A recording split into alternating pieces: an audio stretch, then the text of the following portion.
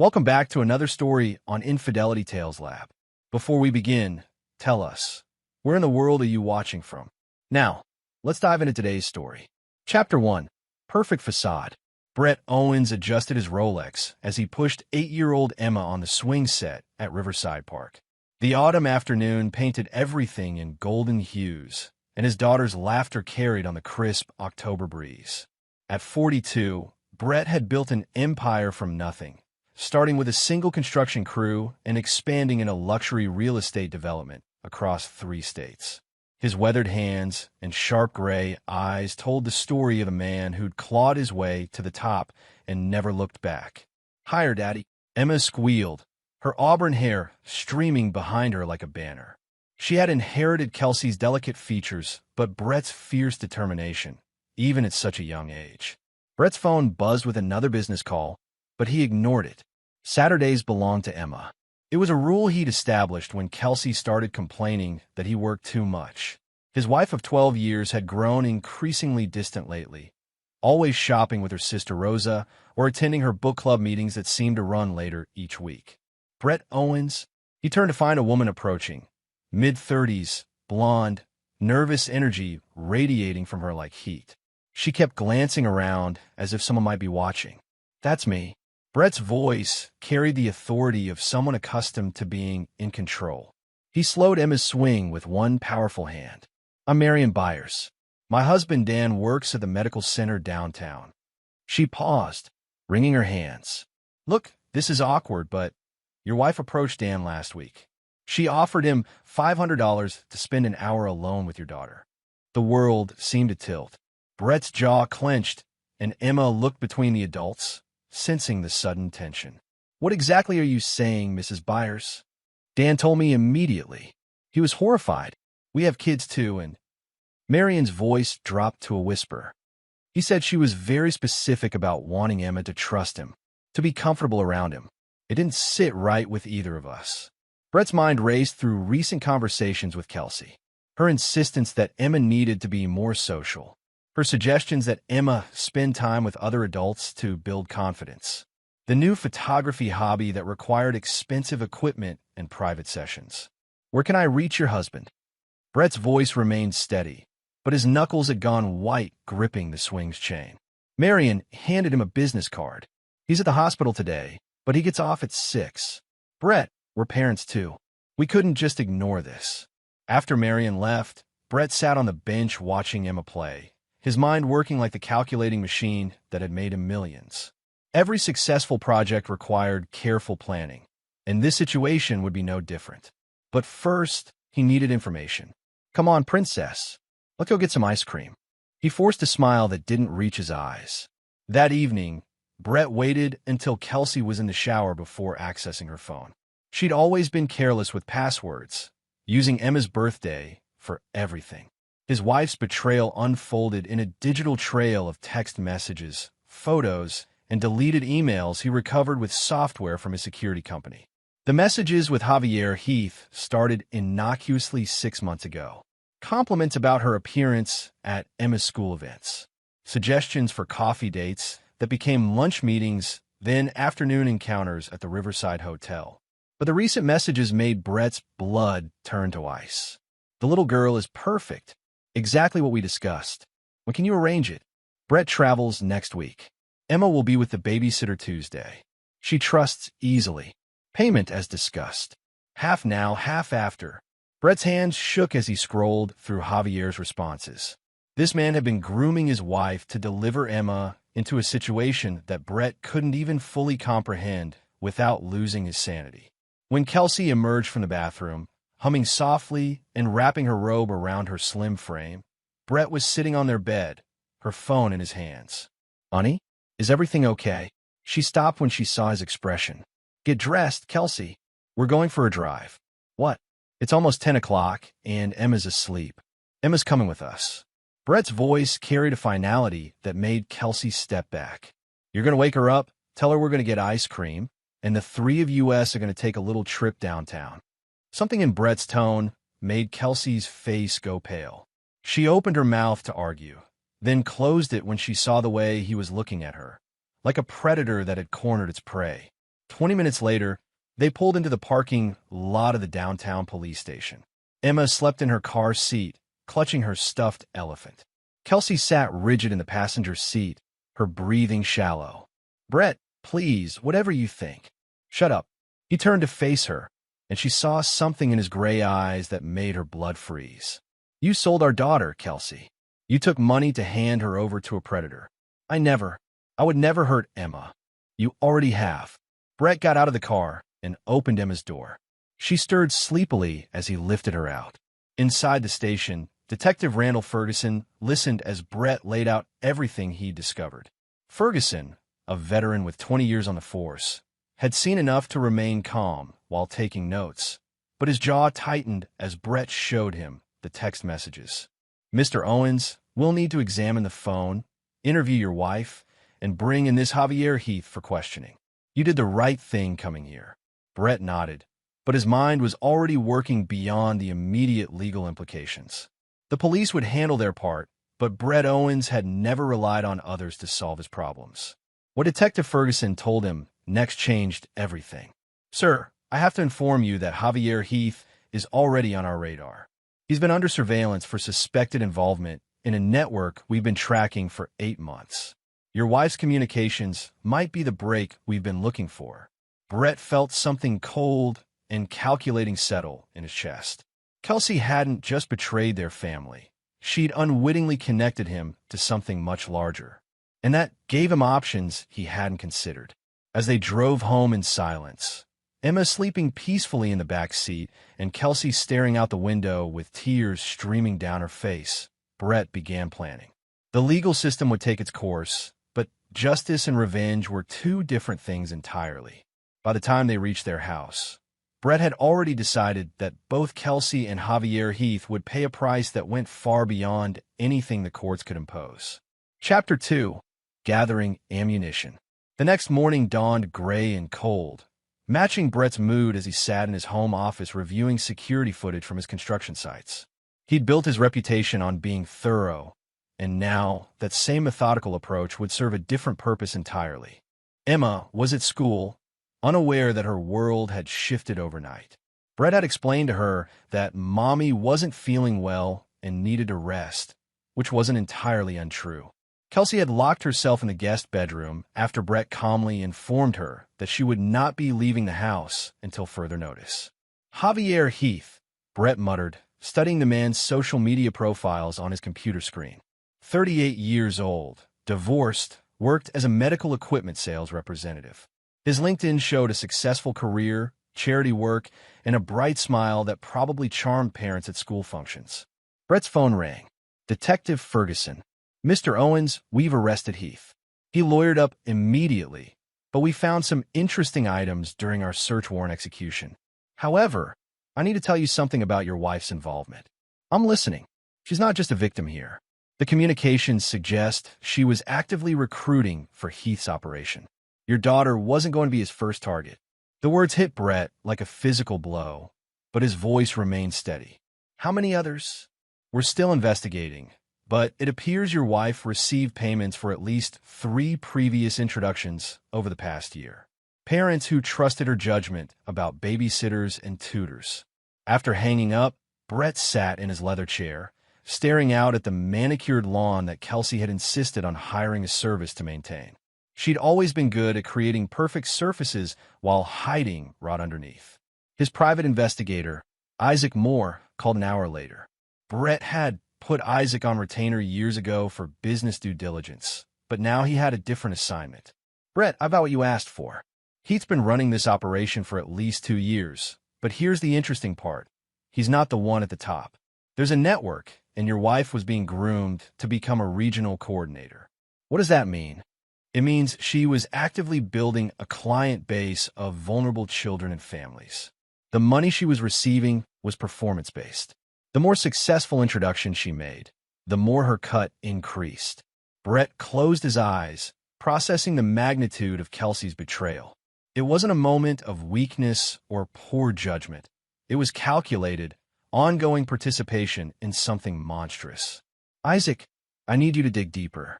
I want to know everything about Heath's operation, his associates, his routines, his weaknesses. And I want to know exactly how much money Kelsey made from this. Already on it. But Brett, be careful. If you're thinking what I think you're thinking, just give me the information. Brett spent the afternoon reviewing his business contacts, identifying resources he might need. His construction company had connections throughout the city: electricians, plumbers, concrete suppliers, demolition crews. Men who knew how to build things and, when necessary, make them disappear. At 3 o'clock, he picked up Emma from school, maintaining the routine to keep her world stable. She chattered about her day, her art project, her friend's upcoming birthday party. Brett listened, responding appropriately, while his mind calculated distances, timelines, and opportunities. "Daddy, is Mommy really sick?" Emma asked as they drove past the ice cream shop where they'd been headed the previous night. "Mommy made some bad choices, sweetheart. Grown-up choices that have consequences. Like when I didn't clean my room and lost my tablet time. Something like that." Brett squeezed her small hand. "But you don't need to worry about it. Daddy's going to take care of everything." That evening, after Emma was asleep, Brett confronted Kelsey in the guest room. She looked haggard, her usually perfect blonde hair unkempt, her makeup smeared from crying. "The police told me about the other children," Brett said, closing the door behind him. Kelsey looked up from the bed where she'd been sitting in her robe, hugging a pillow. "I never meant for it to go this far. Javier said it was just about giving kids opportunities to build confidence with adult mentors." "Don't."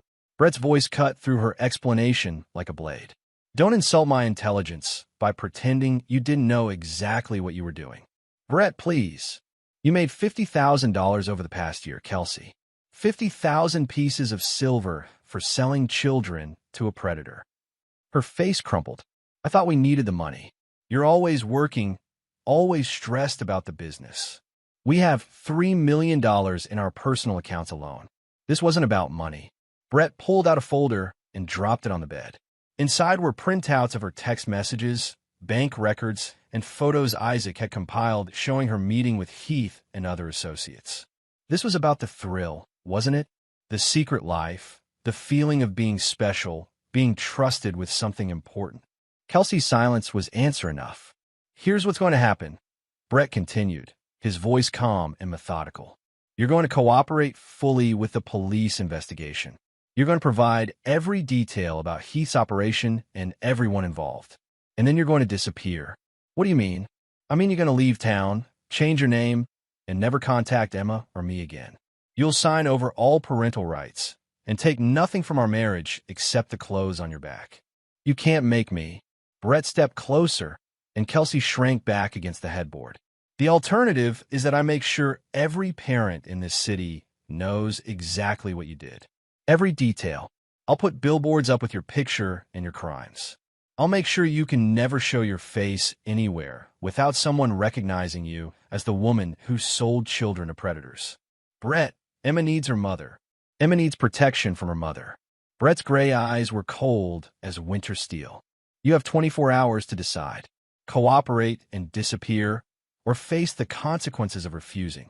He left Kelsey sobbing in the guest room and went to his office to review Isaac's latest report.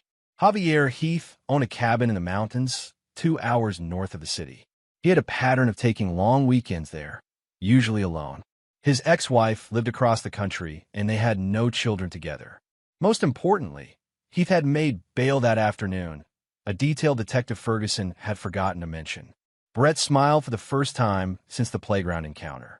A man who preyed on children shouldn't be walking free. And Brett Owens had never been one to wait for the system to do what needed to be done. He opened his safe and removed the .45 caliber pistol he'd carried in the Army, before he'd learned that building empires was more profitable than fighting wars. Some lessons from his military service, however, were about to prove valuable again. By midnight, Brett had a plan that would ensure Javier Heath never threatened another child, and that everyone who'd enabled him would face consequences proportional to their crimes. The police investigation was just beginning, but Brett's personal war was about to commence. Chapter 3: The Trap Springs.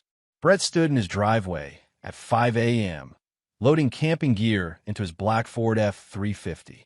To any observer, he was a father taking a weekend trip to decompress after a family crisis. The reality was considerably more complex. Emma was spending the weekend with Kelsey's sister Rosa, who remained blissfully unaware of the previous week's revelations. Rosa had always disliked Brett, considering him too controlling and demanding, but she adored Emma and jumped at the chance to help during what she assumed was a rough patch in the marriage. "Remember what we discussed?" Brett told Kelsey as she sat at the kitchen table, staring into a cup of coffee she hadn't touched. She'd agreed to his terms, choosing exile over exposure, but the paperwork wouldn't be finalized for several days. "I meet with the lawyer Monday morning, sign everything, and leave Tuesday," she whispered. "And if you get any ideas about running to the media or trying to spin this as some kind of misunderstanding, I won't." Her voice was barely audible. "I know what I did. I know what I am." Brett nodded and walked out, leaving his wife to contemplate the ruins of her life. He had no sympathy to spare for her. The drive to Heath's mountain cabin took exactly 97 minutes, following back roads that Brett had scouted twice during the week. Isaac surveillance had confirmed that Heath arrived Friday evening and typically stayed until Sunday afternoon, using the isolation to conduct video calls with associates who believed he was simply conducting business from a remote location. Heath had no idea that Brett knew about the cabin, or that his bail conditions prohibiting internet access and contact with minors were about to become irrelevant. The cabin sat on 50 acres of wooded property, accessible only by a private dirt road. Heath's silver BMW was parked outside, and smoke rose from the chimney into the cold morning air. Brett parked his truck a quarter-mile away, hidden behind a stand of pine trees, and checked his equipment one final time. He moved through the forest with the silent efficiency he'd learned during 3 tours in Afghanistan. Approaching the cabin from the rear, where thick evergreens provided cover to within 20 yards of the structure. Through the kitchen window, he could see Heath making coffee, wearing a robe and looking relaxed despite being out on bail for child endangerment charges. Brett waited. Patience had always been his strongest weapon in business negotiations, and this situation required the same methodical approach. At 10 a.m., Heath's phone rang. From his position, Brett could hear parts of the conversation through the thin cabin walls. "No, I told you. We need to lay low until this blows over." The woman was supposed to be reliable. "Yes, I understand the timeline, but rushing now could expose everyone." Heath was still actively coordinating with his network, despite his bail conditions. Brett smiled grimly and activated the recording device he'd brought, insurance for later. When Heath stepped onto the rear deck to continue his call privately, Brett made his move. "Don't turn around and don't raise your voice," Brett said calmly, pressing the barrel of his pistol against the base of Heath's skull. "End the call. Now." Heath's body went rigid. I'll call you back," he managed, then lowered the phone. "Hands behind your back." Brett zip-tied Heath's wrists with the kind of heavy-duty restraints his construction crews use for securing materials. Then he guided the man back inside the cabin and secured him to one of the heavy wooden kitchen chairs. "Brett Owens, I assume," Heath said, his voice steadier than Brett had expected. "You're making a serious mistake." "Am I?" Brett pulled up a chair and sat facing his prisoner. "Let's talk about mistakes, Javier. Like thinking my wife was reliable enough to deliver my daughter to you. I don't know what she told you, but she told me everything. The police told me more. But I'm not here for confessions." Brett placed a digital tablet on the table, showing Heath surveillance photos Isaac had compiled. The man entering hotels with different women over the past year, meeting with known associates of child trafficking networks, and conducting business at locations that had been flagged by federal investigators. "Your operation is finished," Brett continued. "Your associates are scrambling to cover their tracks. Your buyers are going to ground. And you're going to help me understand exactly how this worked. I want a lawyer. You're not under arrest. This is a business conversation between 2 entrepreneurs." Brett stood and walked to the kitchen, where he'd noticed Heath had been preparing what looked like breakfast for 2 people. "Expecting company?" Heath's silence was answer enough. "Gerard Elliott," Brett said, reading a name from one of the documents Isaac had provided. "Your partner in this venture." He's supposed to arrive this afternoon to discuss damage control, isn't he? Still no response. Brett returned to his chair and leaned forward. Here's how this is going to work, Javier. You're going to call Gerard and confirm your meeting. You're going to act completely normal. And when he arrives, we're going to have a three-way conversation about accountability. And if I refuse? Brett's smile was cold as Arctic wind. Then I'm going to spend the next several hours demonstrating some techniques I learned in the Army for extracting information from uncooperative subjects. Techniques that leave no permanent physical damage, but create very lasting psychological impressions. He pulled out his phone and showed Heath a video Isaac had compiled. Security footage of Heath approaching children at various public venues over the past 6 months, always with Kelsey or another woman to provide social cover. Every parent of every child you targeted is going to receive a copy of this footage, along with your home address, your work information, and a detailed explanation of what you attempted to do to their children. Heath's composure finally cracked. You don't understand the forces you're dealing with. This network has protection. From who? Local politicians? Police supervisors? Federal agents? Brett laughed. I've been building government contracts for 15 years, Javier. I know exactly which officials can be bought and which ones can't. And I know that none of your protection extends to what happens in these mountains. At 2 p.m., Gerard Elliott's black Escalade appeared on the dirt road leading to the cabin. Brett had positioned Heath back in his chair, hands zip-tied behind him, but concealed by a blanket, making it appear he was simply resting. Remember, Brett whispered, pressing the gun against Heath's ribs, act normal, or this becomes very unpleasant very quickly. Elliott knocked once and entered without waiting for a response, clearly familiar with the cabin and Heath's routines. He was a large man in his 50s, expensively dressed despite the remote location, with the kind of soft features that suggested wealth and comfort. Javier, we need to discuss.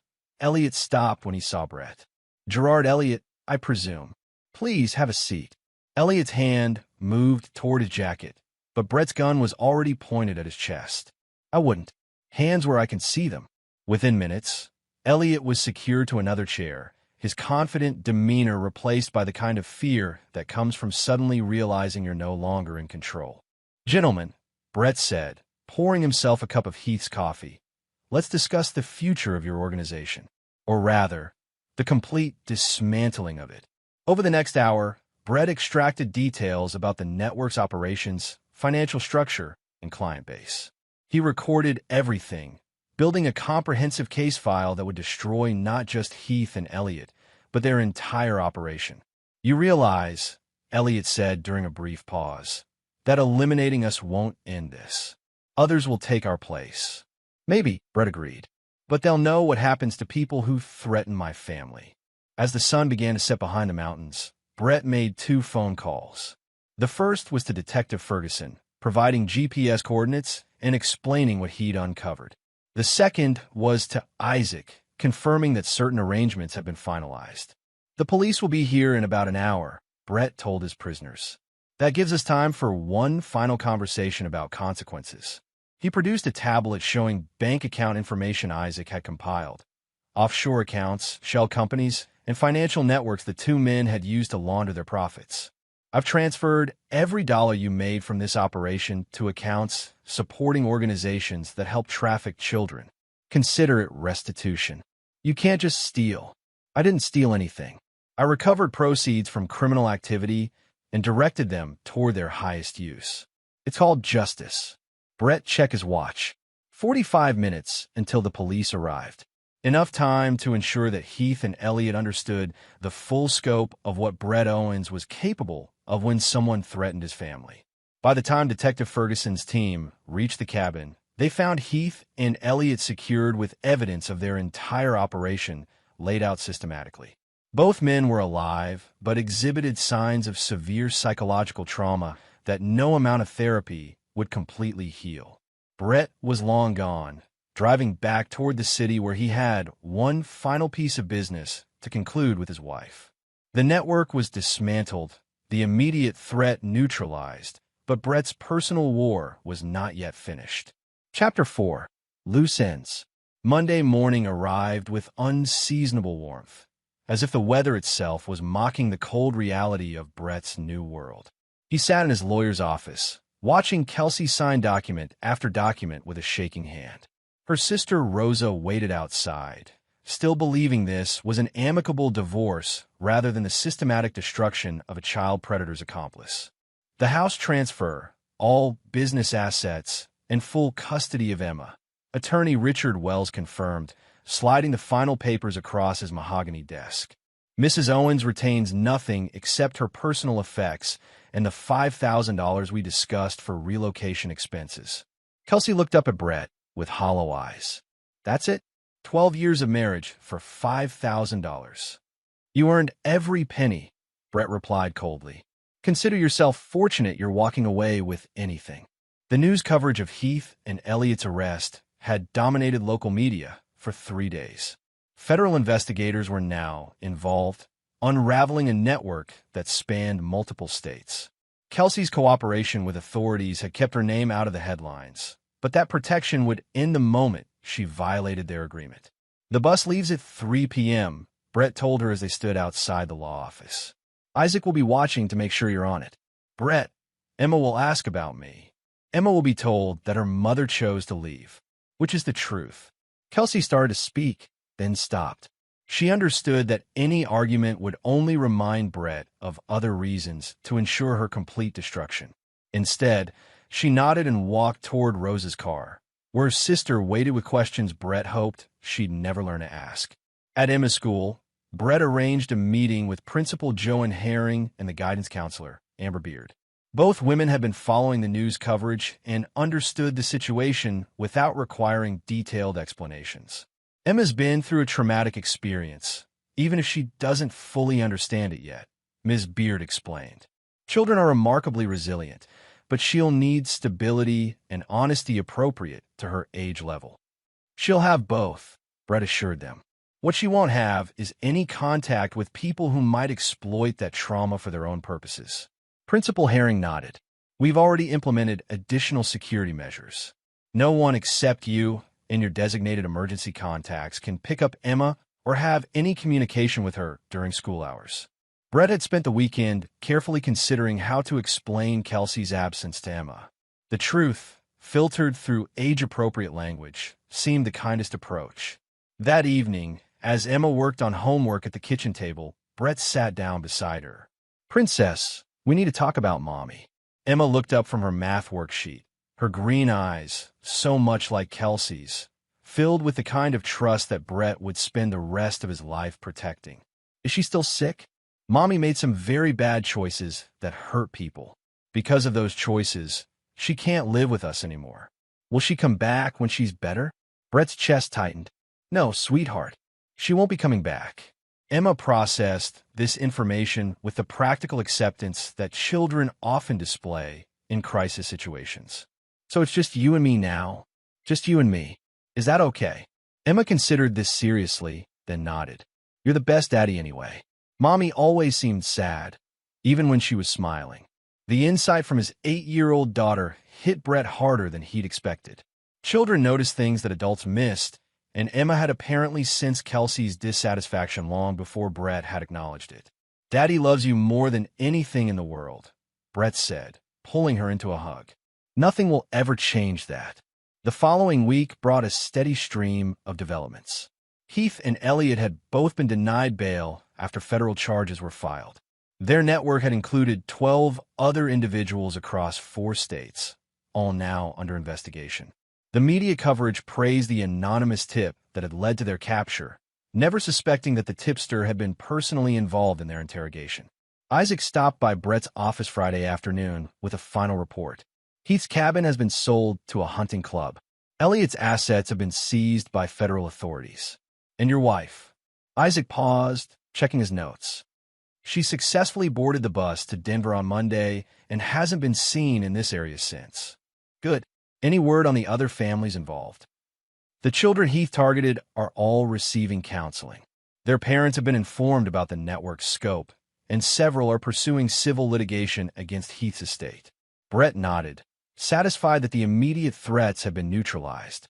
but one loose end remained. That weekend, Brett took Emma camping at Pine Lake, 2 hours south of their city. It was a trip they'd planned before the crisis, and maintaining normal activities seemed important for her emotional recovery. As they sat by their campfire Saturday evening, Emma roasting marshmallows with intense concentration, Brett's phone rang. Detective Ferguson. Brett, I wanted to give you an update. Heath provided information about a federal operation targeting child trafficking networks. His cooperation might reduce his sentence significantly. Brett's jaw tightened. What kind of reduction? Potentially 15 years instead of life without parole. That's unacceptable. I understand your frustration, but no, detective, you don't understand. That man orchestrated the exploitation of children. My wife helped him target my daughter. 15 years isn't justice. After ending the call, Brett stared into the fire, considering options. The legal system had provided partial satisfaction, but true justice required a more personal touch. Emma had fallen asleep in her camp chair, exhausted from a day of hiking and fishing. Brett carried her into their tent, tucking her sleeping bag around her small form. She looked so innocent, so trusting, that the thought of what might have happened if he hadn't discovered Heath's plan made his hands shake with rage. He stepped back outside and called a number he'd hoped never to use again. Frank Erickson speaking. Frank, it's Brett Owens. A pause. Frank had served under Brett in Afghanistan, where they developed the kind of bond that forms between soldiers who depend on each other for survival. Frank now worked private security contracts, the kind of work that didn't appear on official records. Jesus, Brett. I heard about the situation on the news. How's Emma? She's safe. But the man who targeted her is going to get a reduced sentence for cooperation. Another pause, longer this time. I see. What do you need? A conversation. In person. Can you meet me Tuesday? I'll be there. Brett ended the call and returned to watching the fire burn down to embers. Justice delayed was justice denied, and Brett Owens had never been patient with systems that failed to deliver appropriate consequences. By Tuesday, he would have a plan to ensure that Javier Heath never threatened another child, regardless of what deals he might make with federal prosecutors. Some lessons from the Army had never left him, and some enemies didn't deserve the protection of civilized society. Chapter 5. Federal Complications.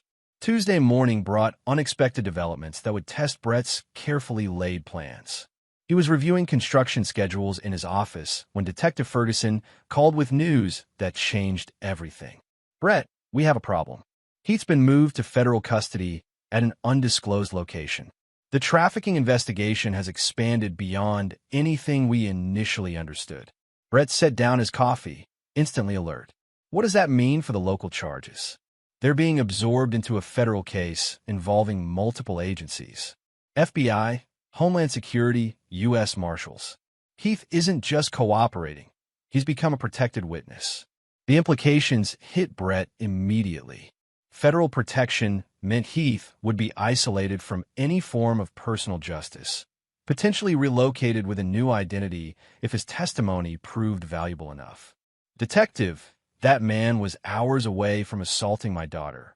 I understand your frustration, but this is bigger than what happened to your family. Heath's information has already led to arrests in 3 other states. After hanging up, Brett sat in his leather chair, calculating options. Federal protection wasn't impenetrable, but it required resources and connections beyond what most civilians could access. Fortunately, Brett Owens wasn't most civilians. Frank Erickson arrived at Brett's office an hour later, looking every inch the professional soldier despite wearing civilian clothes. At 45, Frank retained the lean build and alert eyes that had made him one of Brett's most reliable subordinates in Afghanistan. You look like hell, Frank observed, settling into the chair across from Brett's desk. I feel worse than I look. What do you know about federal witness protection protocols? Frank's expression grew serious. More than I should. Why? Brett explained the situation, watching Frank's face harden as the details emerged. Frank had 2 daughters of his own, ages 10 and 12. Protected witness, Frank said when Brett finished. That complicates things significantly, but not impossibly. Nothing's impossible, but it would require resources, timing, and considerable risk. Brett leaned forward. Name your price. It's not about money, Brett. We served together. I owe you my life from that IED incident in Kandahar. But this could bring federal heat down on both of us for the rest of our lives. And if it was one of your daughters Heath had targeted? Frank was quiet for a long moment, staring out the window at the construction cranes dotting the city skyline. Federal facilities have vulnerabilities. Prisoner transport has weak points. Even protected witnesses occasionally have accidents. I'm listening. Give me 48 hours to make some calls. I still have contacts and agencies that might be relevant to this situation. After Frank left, Brett spent the afternoon reviewing financial records, preparing to liquidate assets if necessary. Some goals justified any cost, and ensuring Heath never threatened another child was worth sacrificing everything Brett had built. That evening, Emma sat at the kitchen table working on a school project about family history. She'd asked pointed questions about why there were no recent photos of Kelsey in the house, accepting Brett's explanation that some pictures made him sad right now. Daddy, Ashley's mom wants to know if you'd like to join their book club, Emma said, gluing construction paper on a poster board. Brett looked up from his laptop. Ashley was Emma's best friend, and her mother, Nikki Buckley, was a pediatric nurse who'd been divorced for 3 years. Emma had mentioned her several times recently. What kind of books do they read? Boring grown-up books, probably. But Ashley says there's wine and cheese, and her mom thinks you're handsome. Emma Grace Owens, did you just try to set me up on a date? Emma giggled. Maybe. Ashley says her mom gets lonely sometimes, and you're lonely too even though you try to hide it. The insight from his 8-year-old daughter was both touching and unsettling. Brett had focused so intensely on business and revenge that he hadn't considered how his emotional state might be affecting Emma. Tell Ashley's mom that I appreciate the invitation, but Daddy has some work things to finish first. Ashley says her mom is very pretty and makes good cookies. I'm sure she does, Princess. Wednesday brought news that tested Brett's patience further. Isaac called with an update on Heath's federal status. He's been moved again, this time to a facility in Virginia. The FBI has him in deep protection while they build cases against his network associates. Word is he's providing information about international connections. International. Apparently, Heath's operation was connected to trafficking networks in Eastern Europe. His cooperation could dismantle organizations that have been operating for decades. Brett understood the federal perspective. Heath's information could save hundreds of children from exploitation. But understanding didn't equal acceptance, and it certainly didn't satisfy Brett's need for personal justice. Frank called that afternoon with an update that shifted the entire dynamic. I've been making inquiries, Frank said. Heath isn't just in federal protection. He's been fast-tracked for witness relocation. If his testimony proves valuable enough, he could be out of prison in 5 to 7 years with a completely new identity. That's unacceptable. There's more. My contact at the U.S. Marshal Service says Heath has been asking about your family's current status. Specifically, he's been inquiring about Emma's school, your address, and your business locations. Brett's blood turned cold. Why would a protected witness need that information? Exactly what I asked. The official answer is that Heath is concerned about potential retaliation affecting his cooperation. The unofficial answer is more troubling, which is, Heath's attorney is suggesting that your confrontation at his cabin constituted a legal detention and assault. He's building a case that you're an ongoing threat to his safety. Brett gripped his phone tighter. So he's trying to claim victim status, while simultaneously positioning himself for maximum federal protection. It's a smart legal strategy, assuming his goal is avoiding real consequences for his actions. After ending the call, Brett sat in his office, staring at the photo of Emma on his desk. Heath wasn't just escaping justice. He was using the system to ensure his protection while maintaining interest in Brett's family. That level of calculated manipulation confirmed Brett's assessment. Some people couldn't be reformed, deterred, or contained by legal means. They could only be eliminated. By Thursday evening, Brett had made his decision. Frank's contacts had provided enough information about Heath's protection protocols to develop a workable plan. It would require significant resources, careful timing, and accepting the possibility of life-changing consequences. But as Brett tucked Emma into bed and listened to her prayers, he knew that some risks were worth taking. His daughter deserved to grow up in a world where predators faced real consequences for their actions. "Daddy," Emma said as he turned off her bedroom light, "Ashley's mom is coming to my school play next week. She said she hopes you'll be there too." "I'll be there, princess. I wouldn't miss it. Promise?" Brett kissed her forehead. "Promise." He meant it, but first he had to ensure that Javier Heath never posed a threat to Emma or any other child ever again. Some promises required extreme measures to keep. Chapter 6. The Point of No Return. The federal courthouse in Virginia looked imposing against the gray October sky as Brett sat in his rental car across the street, watching U.S. Marshals escort prisoners to various hearings. Frank sat beside him, studying the building's security through high-powered binoculars. "Third floor, East Wing," Frank said quietly. "That's where they're holding Heath for his testimony sessions." Brett checked his watch. "How long until the next transport?" 2 hours. He'll be moved back to the detention facility at exactly 3 p.m. Same route they've used for the past week. They've been conducting surveillance for 3 days, identifying patterns in federal security protocols. Frank's contacts had provided inside information about Heath's schedule, including the detail that most interested Brett. Heath's transport was vulnerable during a specific 2-minute window on the route back to detention. "You sure about this?" Frank asked, lowering the binoculars. "Once we move, there's no going back. Federal agents don't forget, and they don't forgive." Brett thought about Emma's school play tomorrow evening, about her innocent trust that Daddy would always protect her, about the life she deserved to live without looking over her shoulder for predators who'd escaped justice.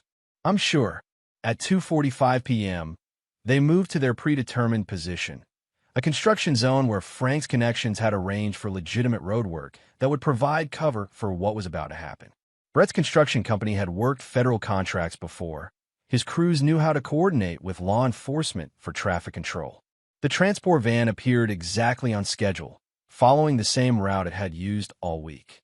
2 U.S. Marshals in the front, Heath and another prisoner in the rear compartment. No chase car, because this was supposed to be a routine movement between secure facilities. Frank's improvised explosive device, small, precise, designed to disable rather than destroy, detonated under the van's front axle. The vehicle lurched to a stop, steam rising from the damaged engine compartment. Brett and Frank approached from opposite sides, wearing construction workers' safety vests and hard hats that made them invisible in the work zone. The marshals were already calling for backup and medical assistance, focused on the mechanical failure they assumed had occurred. "Need assistance, officers?" Brett called out, jogging toward the van with a concerned expression. "Stay back, sir. Federal transport. I'm a contractor working this zone. We've got medical equipment and tools if you need them." The distraction lasted exactly long enough for Frank to access the rear compartment through techniques he'd learned during specialized military training. Heath was unconscious from the impact, making the extraction considerably easier than Brett had anticipated. 7 minutes later, Heath was secured in the back of Brett's truck, still unconscious but breathing. The marshals were dealing with backup units and investigators trying to determine if the mechanical failure was sabotage or coincidence. By the time federal agents realized Heath was missing, Brett and Frank were already 50 miles away, heading toward a location Frank had prepared for exactly this contingency. The abandoned mining facility in West Virginia had been closed for 15 years, its underground passages extending miles into the mountain. Frank had used similar locations for training exercises with private military contractors, places where sound didn't carry and satellite surveillance couldn't penetrate. Heath regained consciousness as they were carrying him into the mine's main shaft. The look of recognition in his eyes when he saw Brett was satisfying in a way that no federal conviction could have provided. "This is kidnapping of a federal witness," Heath said, his voice echoing off the stone walls. "You'll both face life sentences, assuming anyone finds you," Frank replied, securing Heath to a chair they'd positioned in one of the larger chambers. Brett pulled out a folding table and arranged the documents Isaac had compiled, evidence of Heath's crimes that went far beyond what federal investigators had uncovered. Financial records showing payments to corrupt officials, photographs of victims from multiple states, communications with international trafficking networks. "Let's discuss accountability," Brett said, sitting across from Heath in the underground chamber. "You're going to receive a reduced sentence for cooperation. 5 to 7 years for orchestrating the exploitation of dozens of children. I provided valuable intelligence. You provided information to save yourself while continuing to Brett slid a tablet across the table showing surveillance footage Frank's contact had obtained. Heath during federal debriefing sessions, asking detailed questions about the families he'd targeted, ostensibly to help investigators but actually to satisfy his own continued obsession. Even in federal protection, you couldn't stop thinking about the children you'd missed. Heath's silence confirmed Brett's assessment. "Frank, show him what we found in his protected witness housing."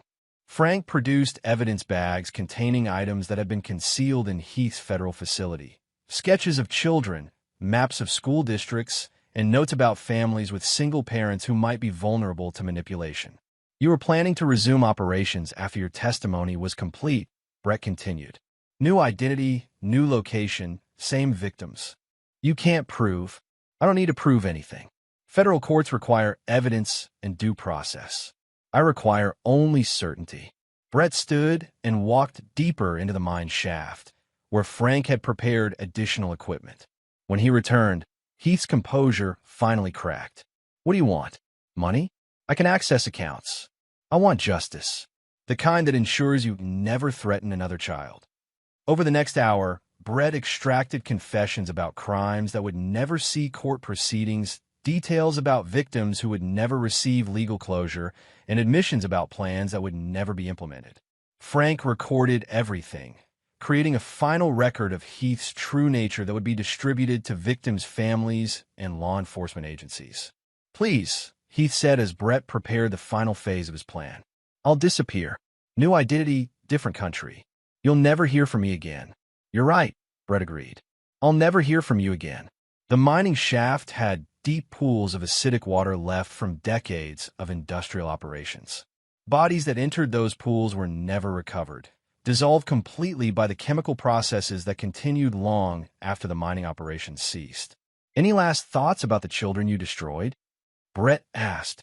Heath's final words were a combination of pleas and threats that confirmed every assumption Brett had made about his character. Some people couldn't be reformed or deterred. They could only be eliminated. As the sun set over the West Virginia mountains, Brett and Frank were already driving back toward Virginia.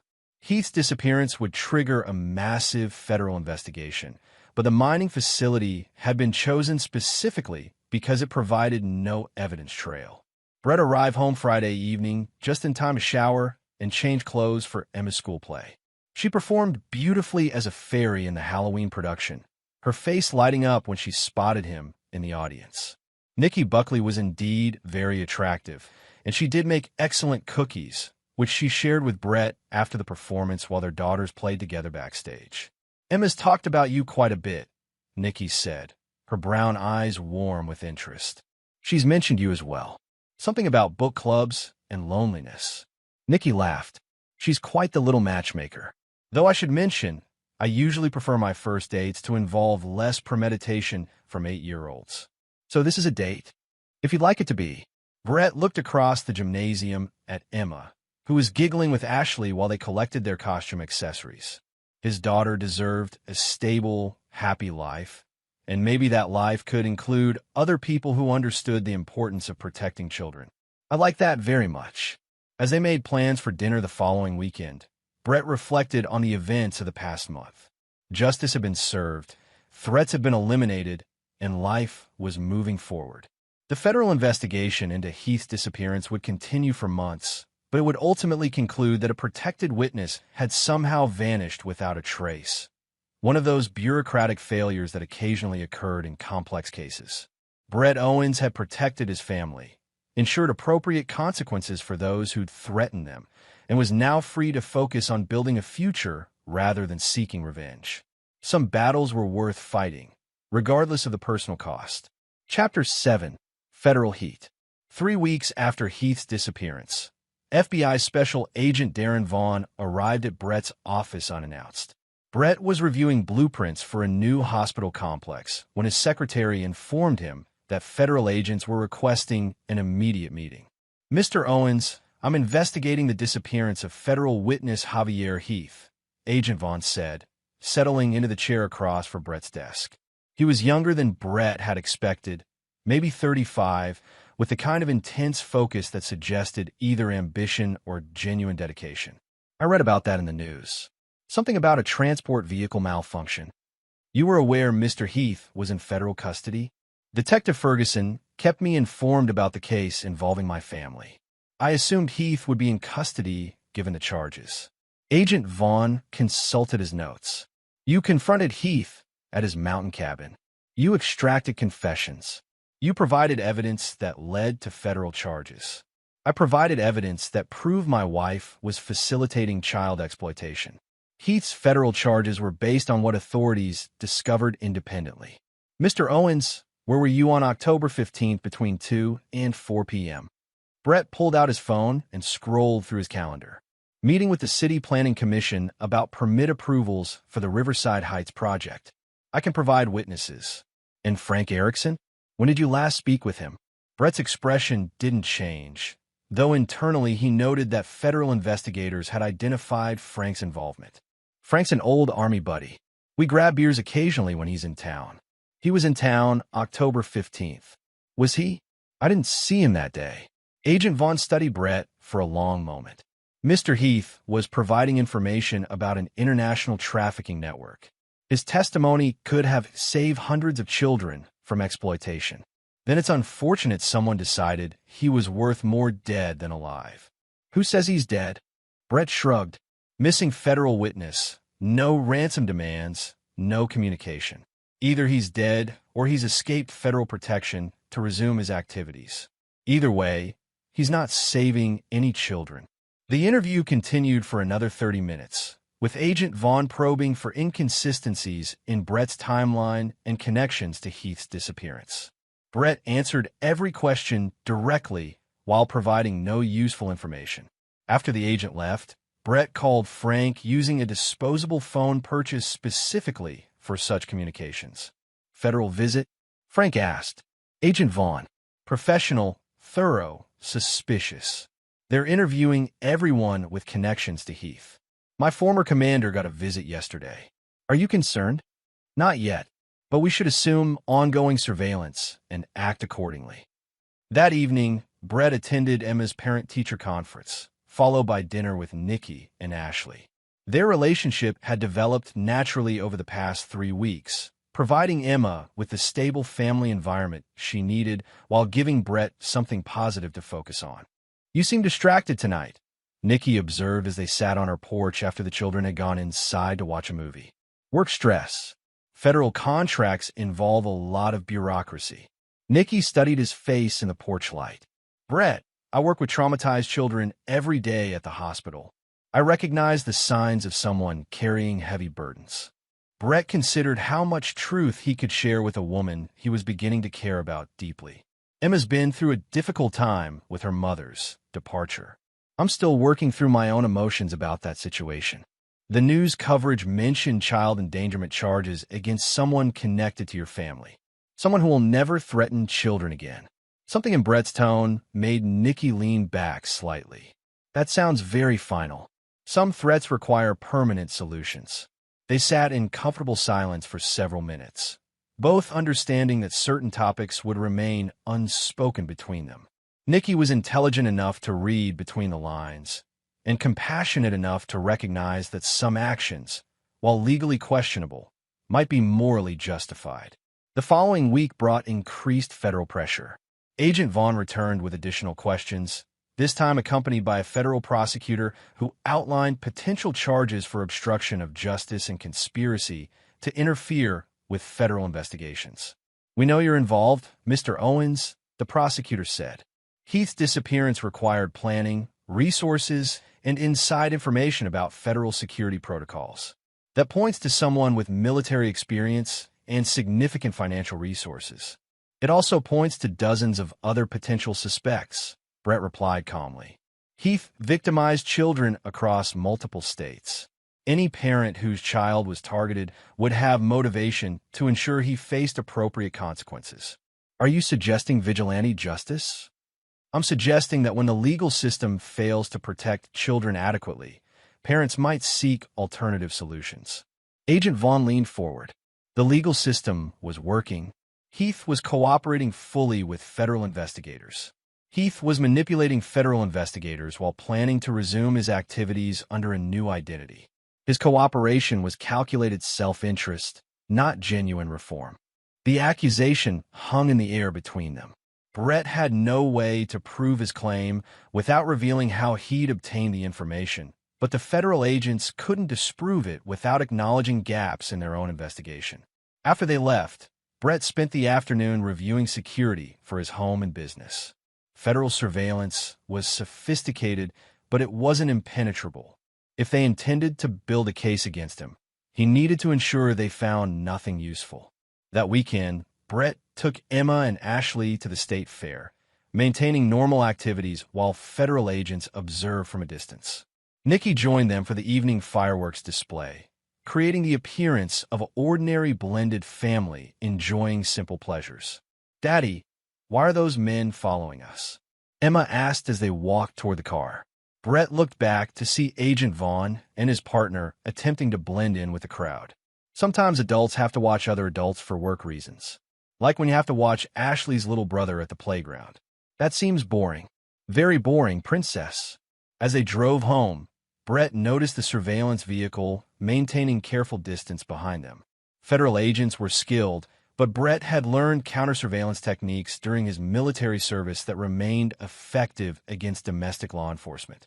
By the following Tuesday, Brett had identified patterns in the federal surveillance that would allow him to move freely when necessary.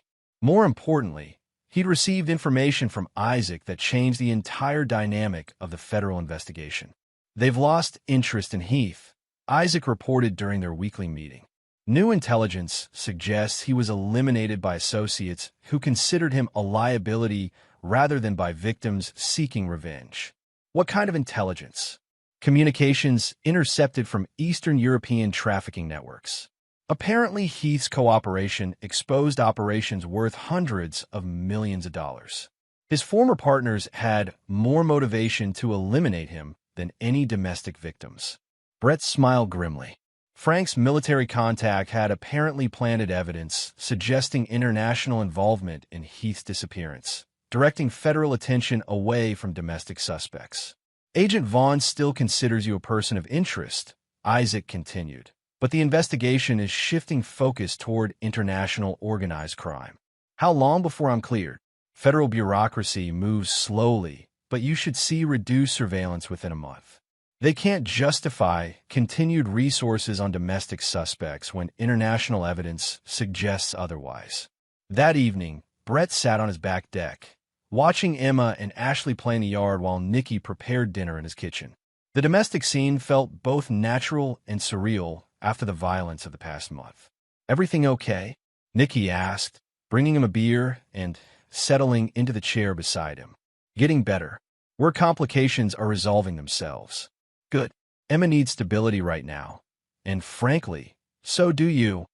Brett reached over and took her hand. "What we're building here, it's important to me. It's important to all of us." As the sun set behind the trees, Brett reflected on the changes in his life. Justice had been served, federal heat was diminishing, and he was building something positive with a woman who understood that protecting children sometimes required difficult choices. The federal investigation would eventually conclude without charges. Heath would never threaten another child, and Brett's family would move forward without looking over their shoulders. Some victories came at a high price, but they were still victories. Chapter 8. New Foundations. Christmas morning dawned bright and cold, with snow falling steadily outside Brett's house. Emma and Ashley were already awake, examining presents under the tree while Nikki made coffee in the kitchen. The scene felt wonderfully normal after months of chaos and federal scrutiny. "Daddy, look what Santa brought." Emma held up a new digital camera, her face glowing with excitement. Brett smiled, remembering Kelsey's obsession with photography equipment for very different purposes. Emma's interest in taking pictures of flowers and pets represented innocence reclaimed. "That's wonderful, princess. Maybe you can take some pictures of our Christmas dinner." Nicky appeared in the doorway, wearing one of Brett's sweaters and looking perfectly at home in his kitchen. They'd been officially living together for 2 months, and the arrangement benefited everyone involved. Emma had a stable maternal figure. Ashley had a father presence she'd never known, and Brett had found unexpected happiness with a woman who understood his priorities. Agent Vaughn called yesterday. Nicky mentioned quietly while the girls were distracted with their gifts. Brett looked up sharply. "Why would he call you?" "Routine follow-up. He wanted to confirm that you were with me on certain dates when federal witnesses were being interviewed. And I confirmed that you've been focused entirely on family and work since we started dating. Nothing about international travel or mysterious activities." Brett nodded, appreciating Nicky's casual deflection of federal inquiries. She'd never asked direct questions about Heath's disappearance, but her medical background had given her insight into trauma responses and the lengths parents might go to protect their children. The doorbell rang, interrupting his thoughts. Brett answered to find Isaac Moore standing on his porch, looking uncharacteristically nervous. "Sorry to interrupt Christmas, but we need to talk." Brett stepped outside, closing the door behind him. "What's wrong?" "Federal investigation officially closed yesterday. Heath's disappearance has been attributed to international organized crime retaliation. No domestic charges will be filed." Brett felt tension he hadn't realized he was carrying finally released from his shoulders. "That's good news. There's more. Kelsey's been found." The news hit Brett like a physical blow. "Where?" "Denver morgue. Apparent suicide 3 weeks ago." She left a detailed confession about her involvement with Heath's operation, absolving you of any knowledge or participation. Brett processed this information carefully. Kelsey's final act had been to protect the family she'd betrayed, ensuring that Emma would never face questions about her father's actions. "Does Emma need to know?" "That's your call. The confession will become part of the federal case file, but there's no requirement to inform minor children about deceased parents' criminal activities." Brett looked through the window at Emma, who was showing Ashley how to adjust the camera settings. His daughter had adapted well to life without her mother, and introducing new trauma seemed unnecessarily cruel. "I'll tell her when she's older.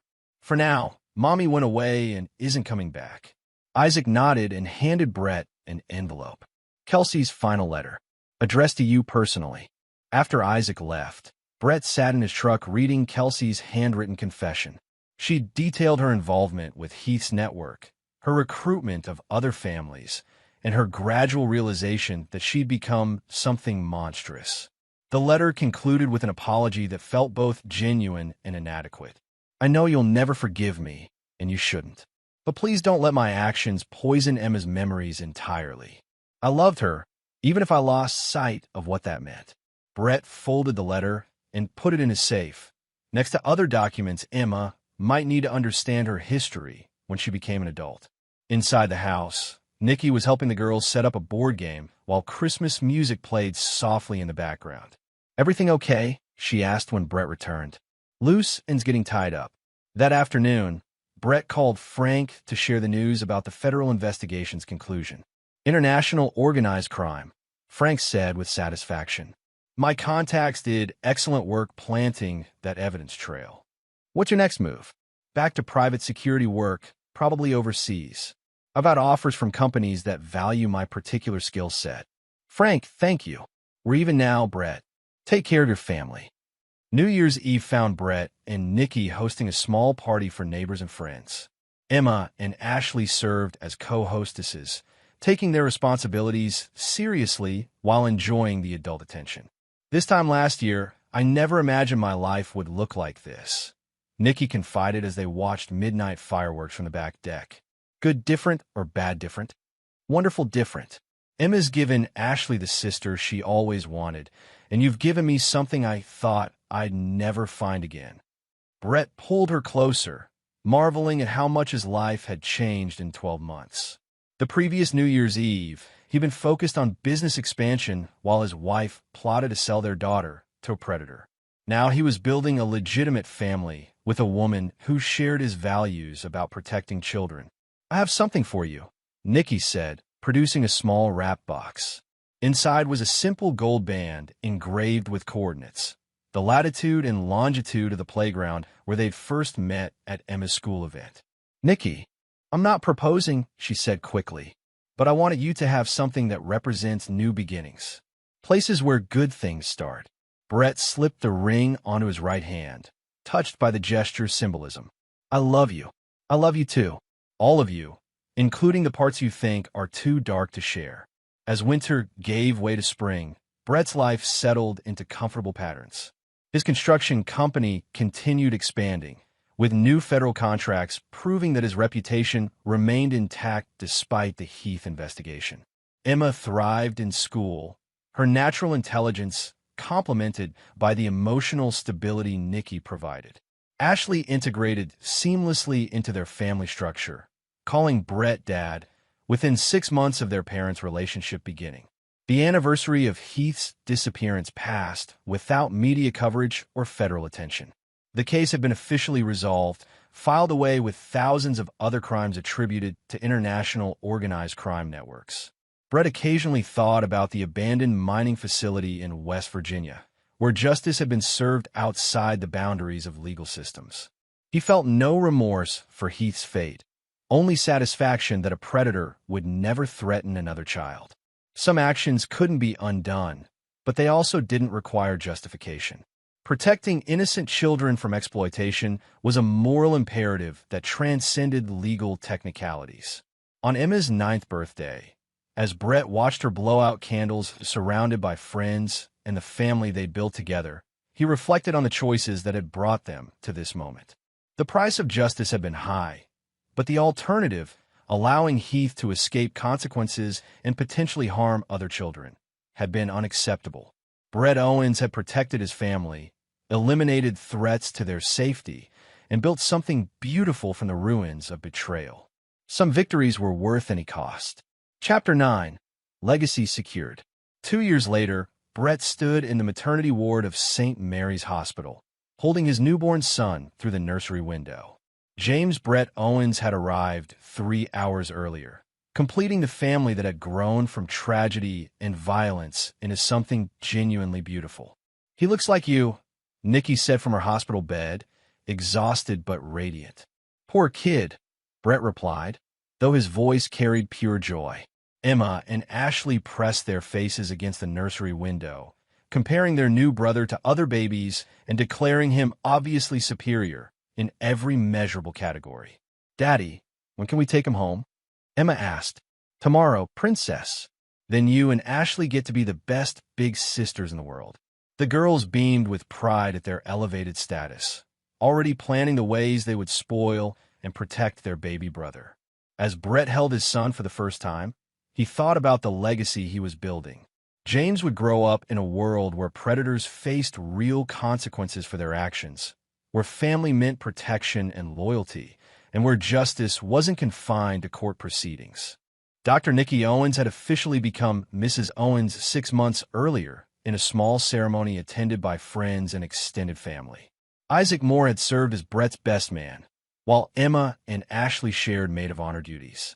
The wedding marked not just a union between two adults, but the formal recognition of a family that had been functioning as one for over a year. "I have news," Isaac said when he arrived to visit the new baby that afternoon. Brett looked up from feeding James's bottle. "Good news or complicated news? Depends on your perspective. Gerard Elliott died in federal prison last week. Apparent heart attack, though prison medical care isn't known for thorough autopsies." Brett nodded without surprise. Frank's network included people with various specialties, and federal prison wasn't as secure as most people believed. Any federal interest in investigating? Elliott was serving a life sentence with no possibility of parole. His death saves taxpayers money and closes a case file. No one's asking questions. That evening, as Brett sat in his study reviewing construction contracts while his family slept, he reflected on the complete resolution of the Heath network. Every major player had faced consequences proportional to their crimes. Every threat to children had been eliminated, and every victim's family could rest assured that justice had been served. His phone rang. Frank Erickson, calling from somewhere in Eastern Europe where he was providing security for humanitarian operations. "Congratulations on the new edition," Frank said. "Thank you. How did you know?" "Isaac sends updates. I wanted you to know that the last loose end has been tied up." Brett understood the coded message. Elliot's death meant that no one remained alive who could connect Brett to Heath's disappearance or the broader network's destruction. "I appreciate your thoroughness. We take care of our own. Give my regards to your family." The line went dead, and Brett deleted the call from his phone's memory. Frank would continue his work protecting innocent people in conflict zones around the world, while Brett focused on building and protecting his own family's future. Emma appeared in his study doorway, wearing her pajamas and carrying her stuffed elephant. "Daddy, I had a bad dream." Brett pulled her onto his lap, holding his 9-year-old daughter close. "What was it about?" "Someone trying to take baby James away from us." Brett's jaw tightened briefly before he forced himself to relax. Emma's subconscious was processing fears based on experiences she didn't fully understand but instinctively recognized as threatening. "No one will ever take James away from us, Princess. Daddy won't let that happen." "Promise." "I promise. Our family is safe now."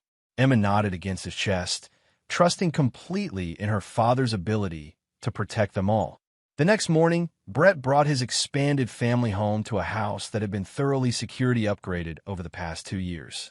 Cameras monitored every approach, motion detectors covered the perimeter, and panic rooms provided safe refuge if threats ever materialized. More importantly, Brett had established relationships with local law enforcement, federal agencies, and private security firms that would ensure rapid response to any threats against his family. "It's beautiful," Nikki said, looking around the nursery Brett had prepared for James. Soft colors, expensive furniture, and security systems disguised as decorative elements created an environment that was both nurturing and protected. "Only the best for our son." As spring turned to summer, the Owens family settled into routines that balanced normal childhood experiences with necessary security precautions. Emma and Ashley attended summer camps with background check counselors, played in neighborhoods where Brett knew every resident, and participated in activities where trusted adults provided supervision. James thrived under the attention of his sisters and the protection of parents who understood that safety required constant vigilance. On the second anniversary of Heath's disappearance, Brett took Emma fishing at Pine Lake, the same location where they'd camped after her mother's betrayal was discovered. "Daddy, do you think Mommy would have liked James?" Emma asked as they sat by the water. Brett considered his response carefully. Emma had never asked direct questions about Kelsey's departure, accepting the explanation that Mommy had made bad choices and couldn't live with him anymore. "Your mommy loved you very much, Princess. If she had been a better person, she would have loved James too. But she wasn't a better person." "No, sweetheart, she wasn't." Emma nodded, accepting this assessment with the pragmatic wisdom children often display about complex adult situations. "I'm glad Nikki is our mommy now. She makes better choices." "Yes, she does."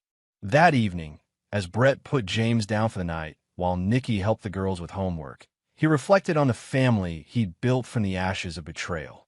Emma was developing into a strong, intelligent young woman who understood that the world contained both good and evil, and that good people sometimes had to fight to protect what mattered most. Ashley had blossomed under stable parental guidance, her grades improving and her confidence growing as she learned that families could be built on trust and protection rather than fear and uncertainty. James would grow up knowing only love, security, and the certainty that his family would sacrifice anything to keep him safe. Nikki had proven herself worthy of the trust Brett placed in her, understanding without being told that some questions shouldn't be asked and some truths didn't need to be spoken. As Brett sat in his study that night, updating his will to ensure his family's security would continue even if something happened to him, he considered the choices that had brought him to this moment. Javier Heath had received justice outside the legal system, but justice nonetheless. His network had been destroyed, his associates eliminated, and his victims could rest assured that he would never threaten children again. Kelsey had faced consequences for her betrayal, making the ultimate payment for her crimes while ensuring that Emma would be protected from the full truth of her mother's actions. The federal investigation had concluded without charges, Heath's disappearance attributed to international criminals who left no witnesses or evidence. Brett Owens had protected his family, eliminated threats to their safety, and built something beautiful and lasting from the ruins of betrayal and violence. Some victories required extreme measures, but they were still victories. His children would grow up safe, loved, and protected by a father who understood that some lines should never be crossed, and that those who crossed them anyway faced consequences that transcended legal boundaries. Justice had been served, family had been protected, and the future stretched ahead bright with possibility. Brett closed his laptop and went upstairs to check on his sleeping children, listening to their peaceful breathing and feeling satisfied that he'd built something worth protecting at any cost. In the end, that's what mattered most: family, loyalty, and the willingness to do whatever was necessary to protect innocent children from those who would harm them. Some lessons were worth teaching, regardless of the personal price. And some fathers would pay any price to ensure their children's safety and future happiness. Brett Owens was one of those fathers, and his family would always be protected by a man who understood that true justice sometimes required stepping outside the boundaries of law and civilization. The price of betrayal had been paid in full, and the legacy he was building would endure long after the memories of violence had faded into history. Some stories ended with justice served and families protected. This was one of those stories. And there you have it. Another story comes to an end.